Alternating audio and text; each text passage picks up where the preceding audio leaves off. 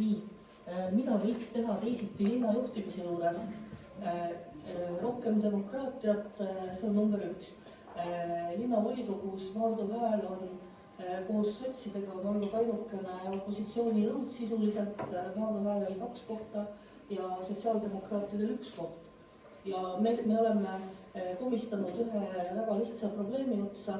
Näiteks revisjonikomisjon, mis igal pool, igas normaalses omavalitsuses kuulub opositsioonile. Maardu linnas ei kuulu opositsioonile. Maardu linnas paneb võim paika. Samamoodi nagu kõik komisjonides töötavad saadikud. Maardu võim või enamus, keskerakondlik enamus on pakkunud kohti absoluutselt absurdselt mitte vastavalt inimeste tegelikele teadmistele, oskustele ja võimetele. Näiteks kui härra Tektjarenko, kes on majandusharidusega, soovis asuda majanduskomisjoni liikmeks, siis talle pakuti spordikomisjoni millegipärast. Ja kui meie volikogu liige, kes oli ametilt sotsiaaltöötaja, talle pakuti kohta mitte sotsiaalkomisjonis, okei. Talle ei pakutudki kohta. Et see on tegelikult äärmiselt halb valitsuspraktika ja see on meie väga suur etteheide Keskerakonnale, et sellist ebademokraatlikku valitsemisviisi jätkata meie arvates on täiesti võimatu.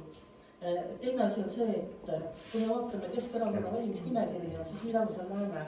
Me näeme seal, kõik on linnaga seotud isikud, seal on mõni üksik, kes ei tööta linnasüsteemi struktuurides ja see on ka siis pensionär.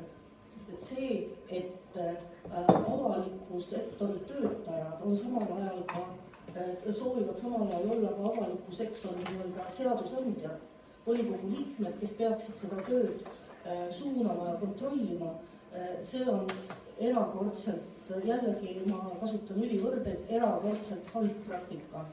See ei ole mitte kuskilt vaatest okei, et ei saa olla niimoodi, et ma ise vaatan, kuidas mulle paremini sobib ja siis kuidas mulle paremini sobib oma töökohal seda ülesannet täita ja siis ma volikogus kas hääletan või ei hääleta, et tavaliselt mulle on võit, et linnapea ütleb, kuidas on ja tegelikult debatti Maardu volikogus pole olnud, välja arvatud opositsiooni erakonna sõnavõtud, mis on, jäävad hüüdjaks hääleks kõrguseks.